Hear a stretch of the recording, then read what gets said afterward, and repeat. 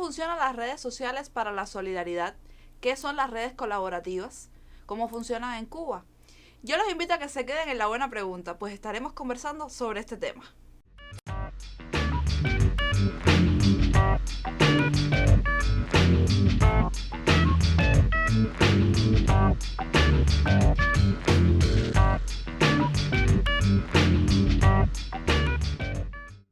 Conversamos sobre los usos sociales de las redes digitales para la colaboración en nuestro programa de hoy. Y para ello tenemos en el estudio a Liliana Chan, profesora de la Facultad de Comunicación, quien dedicó su investigación para graduarse de la carrera en el año 2021 sobre este tema específico. Bienvenida, Lili, a La Buena Pregunta. Muchas gracias, María Carla. Bueno, sin lugar a dudas, las redes sociales, a pesar de que el uso masivo, ¿no?, el acceso masivo a estas lleva muy poco tiempo, desde 2018, a través de los datos móviles, ya forman parte de nuestra vida cotidiana. ¿Cómo se puede describir entonces el uso social de las redes sociales en Cuba? Bueno, esta es una pregunta bastante abarcadora y bastante un poco compleja de responder, ¿no? En el caso de mi estudio me enfoqué específicamente en las redes en torno a la colaboración. Cuando comencé podemos ver que aunque nos parezca que es relativamente nuevo este uso, nuestras tendencias de uso tienden a ser bastante similares a las tendencias mundiales. Yo con mis estudiantes en clase, por ejemplo, hago ejercicios en los que veo que las tendencias de que usamos las mismas aplicaciones de redes sociales, Facebook, Instagram, WhatsApp, YouTube, o sea, usamos las mismas. El tiempo incluso que pasamos en cada una de estas redes, también les pregunto cuánto tiempo ustedes pasan en estas aplicaciones y por lo general, digamos, nosotros hacemos un uso, incluso yo, de 6 a 8 horas en pantalla y eso coincide con las tendencias mundiales del uso de estas aplicaciones. El uso social de las redes digitales lo podemos ver un poco de si, bueno, voy a llamar a mi mamá, me voy a comunicar con mis amigos, voy a compartir información, voy a buscar información, voy a analizar información, la voy a recuperar, la voy a contrastar, pero digamos, ¿para qué usamos las redes un poco más allá? ¿No? Claro. Como te decía, yo lo vi en torno a la colaboración, pero se podía haber visto en cómo nos relacionamos con nuestras parejas, cómo usamos las tecnologías para comunicarnos con nuestras parejas, cómo es todo ese proceso en el que mediante las tecnologías, claro, de alguna manera nos relacionamos con nuestra pareja, con nuestra familia, y podría ser un estudio más específico, o sea, en torno a un tema más amplio. Claro, y antes de llegar al tema de las redes de colaboración, ¿se puede decir que Facebook es quizá la red social más popular en Cuba? ¿O tú estudiaste o descubriste que quizá no es tan así? Bueno, al igual que en la tendencia mundial, a nivel global, Facebook es la aplicación más utilizada, o al menos con la mayor cantidad de usuarios en el mundo. La mayoría de mis estudiantes cuando se paran me dicen, bueno, ya casi no se utiliza Facebook, eso es solo para las abuelas, solo para las mamás que entran a claro, Facebook a compartir sus cosas, pero ya yo no uso Facebook. Entonces yo creo que tiene que ver un poco con la edad y para el uso que le vayamos a dar específicamente claro, a la aplicación. Pero precisamente Facebook sigue siendo una de las aplicaciones más utilizadas. Primero, probablemente porque fue la primera en claro, llegar, o la primera en triunfar de alguna manera. Y segundo, por la flexibilidad que ofrece, ¿no? Claro. Y en el caso de que querramos hacer grupos, yo creo que casi podemos encontrar un grupo de casi cualquier cosa en la aplicación de Facebook, ¿no? Claro. Y creo que esa es una particularidad que tiene que permite esta aplicación y que ya involucra a un montón de comunidades, claro, que eso, si queremos formar parte de alguna, vamos a ir a Facebook, como podemos ir a cualquier otra, ¿no? Claro. Y bueno, ya de una forma u otra, ya tú lo decías, pero específicamente para los que nos están viendo, que no están vinculados a estos temas en comunicación, ¿qué son las redes colaborativas? Las redes colaborativas se enfocan principalmente en la colaboración, claramente. Claro. Lo que buscan es, o lo que proponen o lo que establecen es intercambiar recursos, habilidades, información, conocimiento en pos de resolver problemas de una manera mucho más eficiente. O sea, cuando, llevémoslo incluso a clase, cuando formamos equipos para que hagan tareas y hagan un trabajo en equipo, se espera que claro, el resultado sea aún mayor, ¿no? Claro. No sé, para poder visualizarlo incluso cuando ellos crean un grupo en WhatsApp para organizarse, por ahí comparten los recursos Claro. que necesiten, organizan las actividades, demás, y eso les permite Claro. crear una red colaborativa que aunque no tengamos el WhatsApp, sigue siendo una red, aunque se encuentren en el espacio parque. físico. Exacto, Claro. en el parque de la facultad o en el patio de la facultad para organizar su tarea. Claro. Bueno, y como han visto, Lili es una apasionada no solamente de los temas de hipermedia, de las redes sociales, sino también una profesora entregadísima en el aula. Lili, tú como estudiante, antes de graduarte obviamente, ¿cómo es que tú llegas entonces a este tema? ¿Cómo te vinculas a las redes sociales? Bueno, en específico el tema de los usos sociales y la colaboración, mi tutor, Fidel, el profe Fidel Alejandro, el que le profe mandamos Fidel Alejandro. un saludo desde aquí. Me propuso varios temas todos relacionados al uso social de las tecnologías porque es una línea que se venía estudiando en la facultad.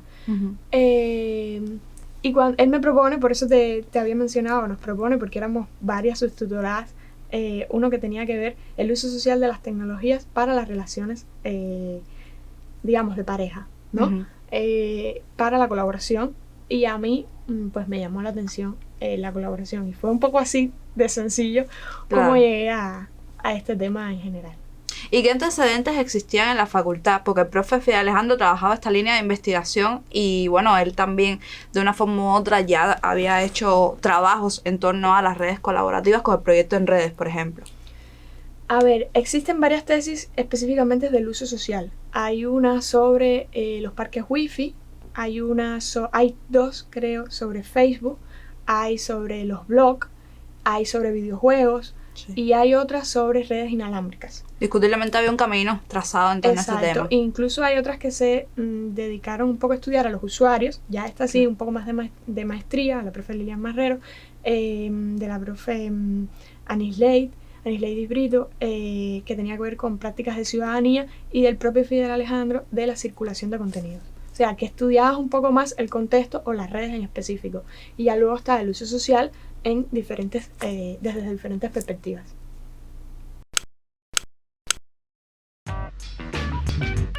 Seguro que tienes una cuenta en alguna de las redes sociales más utilizadas. Y aunque no la tuvieses, seguro que sabes cómo funcionan y para qué las utilizan los usuarios. Publicar fotos, comentarios, noticias, eventos. Esta información, aunque no lo creamos, dice mucho de nosotros. ¿Cuál es nuestro estilo de vida? ¿Qué ideas, gustos, preferencias e intereses tenemos? ¿Con quién nos relacionamos? Etcétera. Pero, ¿compartimos algo más a través de las redes sociales? No olvidemos que todo lo que publiquemos puede llegar a ser visto por terceras personas. Toda esta información publicada, de manera directa o indirecta, si cae en malas manos, puede volverse contra nosotros. Esto es precisamente lo que le ocurre a la madre de la familia cibernauta. Nuestra protagonista se ha abierto una cuenta en una de las redes sociales más populares. A la hora de configurar su perfil, hizo lo de siempre. Introdujo los datos que le pedían y listo. Hasta aquí todo parece normal, ¿no? Tras un par de semanas utilizando esta plataforma, comenzó a recibir en su correo mensajes de forma masiva, ofreciéndole productos y servicios. Se alertó al darse cuenta de que estos productos y servicios eran similares a los que había mostrado interés en alguna de sus publicaciones en la red social. Pero, ¿cómo era esto posible? Parece que al no tener configuradas correctamente las opciones de privacidad, todas sus publicaciones estaban visibles para cualquier usuario de Internet.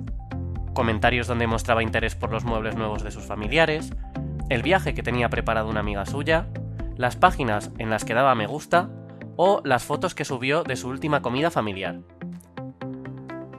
Toda la información estaba disponible para todo aquel que accediese a su perfil, de tal forma que pudieron hacerse con ella para reutilizarla y llenar su bandeja de entrada con correos spam. La experiencia de nuestra protagonista nos enseña la importancia de mantener nuestras redes sociales correctamente protegidas. Para ello, solo debemos dedicar unos minutos a configurar las opciones de privacidad y seguridad que toda red social pone a disposición de los usuarios, y así decidir quién puede ver nuestras publicaciones.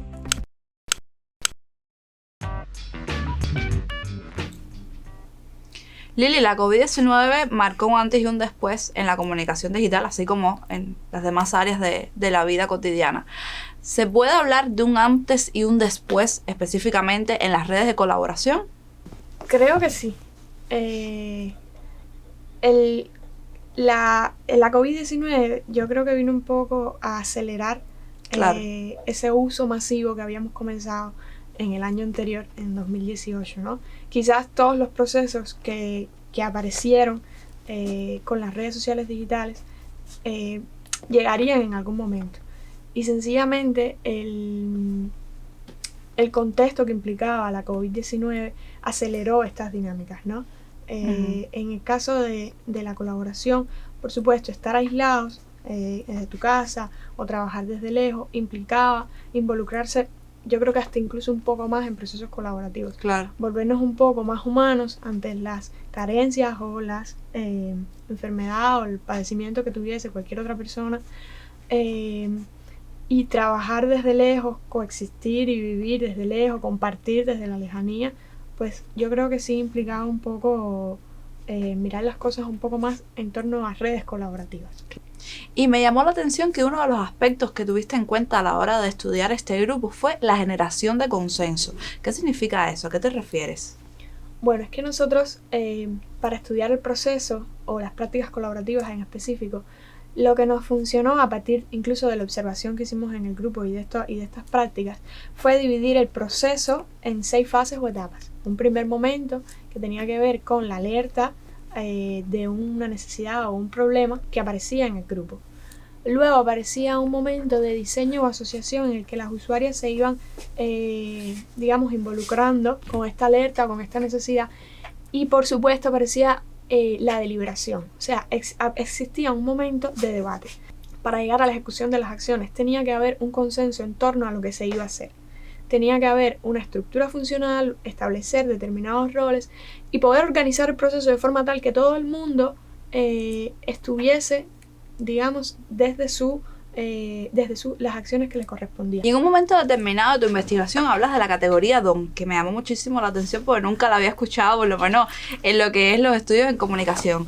¿Qué es el DON a la hora de hablar de redes colaborativas? La teoría del DON, sí. Cuando llegamos a la colaboración o a las redes colaborativas, poder entenderlas, yo creo que de una manera un poco más abstracta y salir un poco de hacer el cuento, como decíamos nosotros pasamos por la categoría de solidaridad, de reciprocidad y la teoría del don específicamente.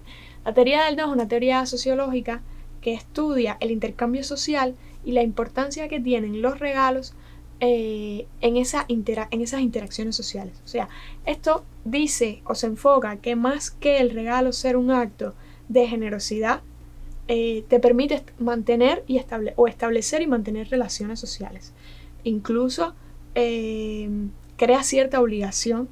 O sea, si yo te regalo algo... Claro, yo me siento en parte cierta deuda contigo. En cierta deuda, exacto. Y si estamos en un grupo y yo siento que puedo aportar algo, también quizás puedo sentir en un determinado momento que puedo pedir algo, porque ya formo parte de ese grupo y es una práctica o es una teoría que se estudia incluso desde comunidades bastante anteriores, en el que puede pasar estos intercambios o estos canjes que se vieron mucho durante el tiempo de la COVID, claro, de, bueno, no sé, yo te doy un lápiz, tú me das una goma, yo te doy un paquete de pollo, tú me das un paquete de perrito, claro, o lo que yo necesite y lo que tú necesites. Incluso estudia cómo establece niveles de jerarquía o de poder, ¿no? Si yo hago una fiesta y demuestro que puedo ofrecer muchísimas cosas, que claro, puedo hacer una fiesta y tirarme por la ventana o botarme por la ventana, como tirar la casa, no te tiras tú. Tiras la casa por la ventana.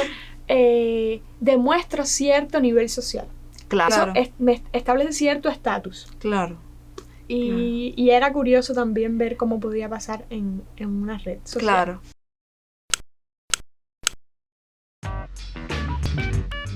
Las tecnologías son un gran aporte para niños y jóvenes, pues son un portal de aprendizaje y conexión con otras personas. Por ello, es muy importante educar en el buen uso de estos medios, promoviendo una convivencia digital caracterizada por la seguridad, el respeto y buen trato. Uno de los riesgos más comunes es el ciberacoso o ciberbullying. ¿Has escuchado hablar de él? ¿Conoces algún caso de ciberacoso en tu escuela? ¿Qué es el ciberacoso o ciberbullying? El ciberacoso se caracteriza por ser una intimidación psicológica, hostigamiento entre pares, es sostenido en el tiempo y cometido con cierta regularidad. Utiliza como medios las tecnologías de la información y la comunicación. En estas situaciones, por lo general existe una víctima, un agresor y testigos. Estos últimos pueden tener un rol fundamental como refuerzo al agresor o ser esenciales en la solución apoyando a la víctima. Entonces, ¿qué debe hacer el establecimiento? Elaborar e implementar un plan de gestión de convivencia escolar que cuente con acciones de formación y prevención en ciberacoso, las cuales deben ser determinadas por el Consejo Escolar o Comité de Buena Convivencia. Promover la gestión colaborativa de conflictos y la ciudadanía digital. Además, es responsabilidad del sostenedor capacitar a todo el personal en convivencia escolar, tanto presencial como a distancia.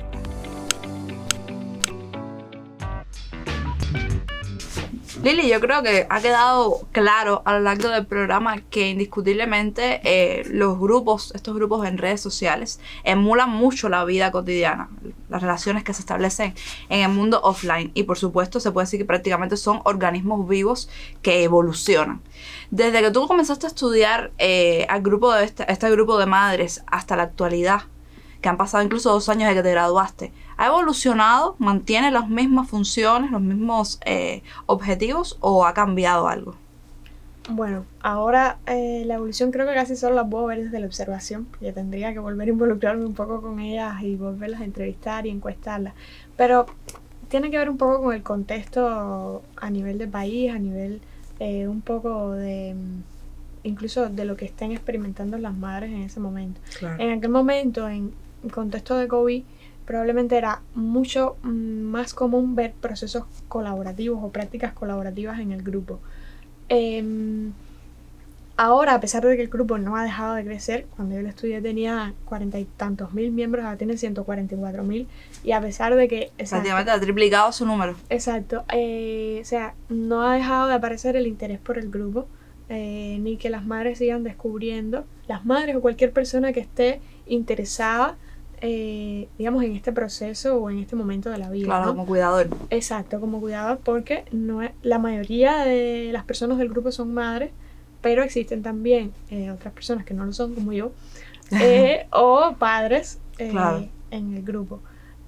No son la mayoría ni los que más interactúan, por supuesto, pero yo sí creo que en aquel momento era mucho más evidente que estaban involucradas en ese momento en esas prácticas colaborativas. Sí. Ahora siguen apareciendo.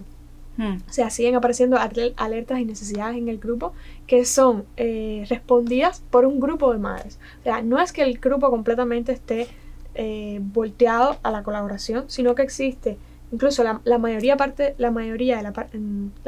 del grupo, cuando lo estudié, estaba un poco volcado a la observación y a esperar que apareciese una necesidad o una alerta para ayudar. O sea, no se buscaban problemas de fuera y se traían, ni se intencionaba totalmente vamos a hacer esto.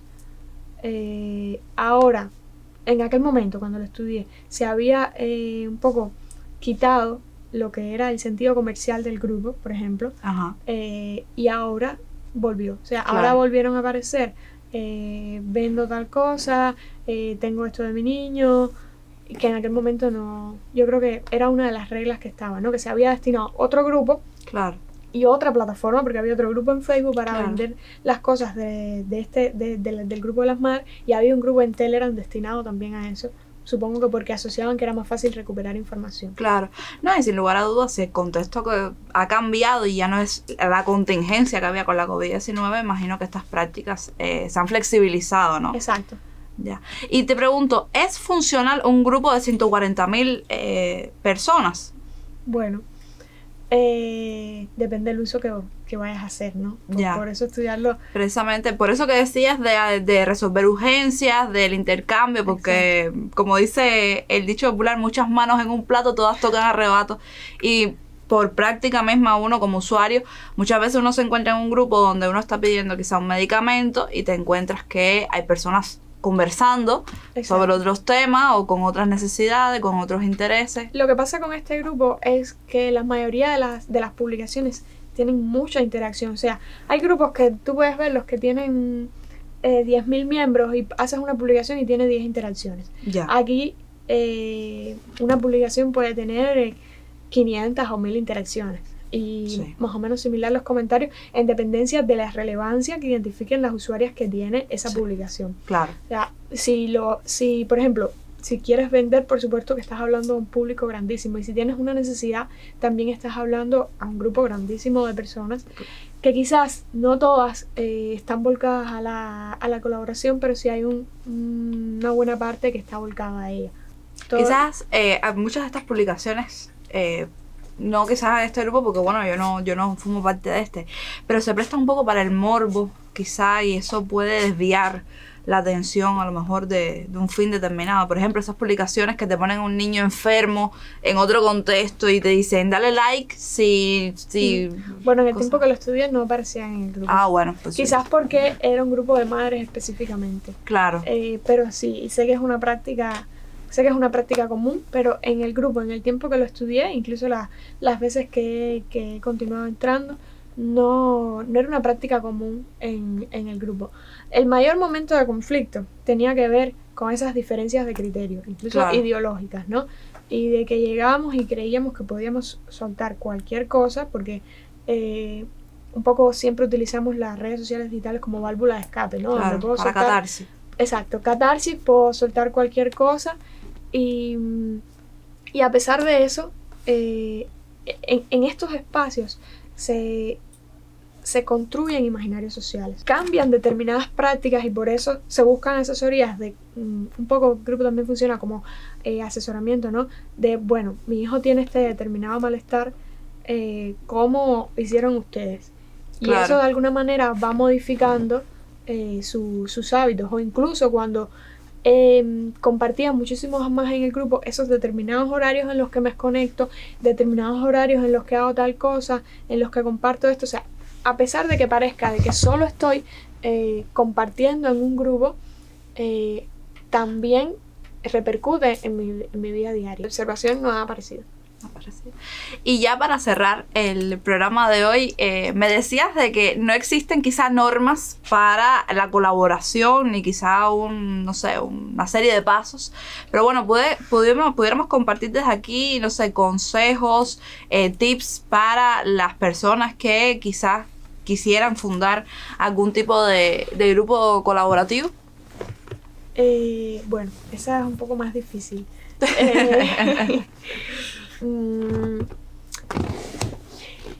No sé específicamente qué tips así tienes que hacer esto y esto, porque incluso cuando tenemos una estrategia de marketing digital tenemos pautas muy específicas. Ajá. Pero a la hora de la acción es bastante, te puede funcionar a ti y a mí no.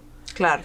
En este caso, nosotros dividimos las prácticas colaborativas en esas 6 fases o etapas que incluían la evaluación al final del proceso, o que se podía hacer durante toda la práctica.